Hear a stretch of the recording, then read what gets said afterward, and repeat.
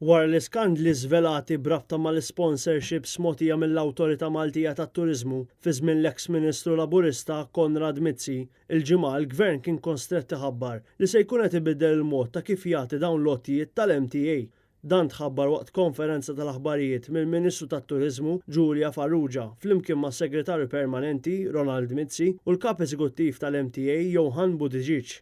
B'dan tal-aħħar jammetti li dan it-tibdil kellu jsir anke għaliex irċivew baraxx ta' kritika minn dawk kollha li organizzaw attivitajiet turistiċi u ta' divertiment fuq l-hekk imsejħa ħniżrijiet. Lien il-ġerada huwa l-isem tal-bniedem magħżul mill-istess Ministru Mizzi fl-2018 biex imexxi dawn l-lotjiet u għalhekk kien fiċ-ċentru ta' dawn l-iskandli. F'dik is-sena biss, grupp wieħed ta' organizzaturi ta' attivitajiet ħadu kważi €2 miljun fondi mit-taxxi pubbliċi, fosthom €1 li nteffu fuq Summer Days li sar fi żmien Santa Marija.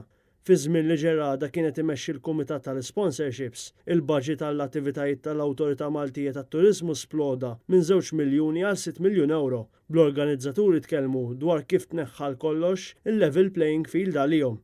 Imma fil-Parlament f'Jannar għal mistoqsija tad-Deputat Nazzjonalista Beppe Fenekadami, Giulia Farrugia ċaħdet dawn l-allegazzjonijiet u qalet li ma sabet l-ebda evidenza ta' prattiċi ħżiena fl-għotja ta' sponsorships min-naħa ta' ġerada.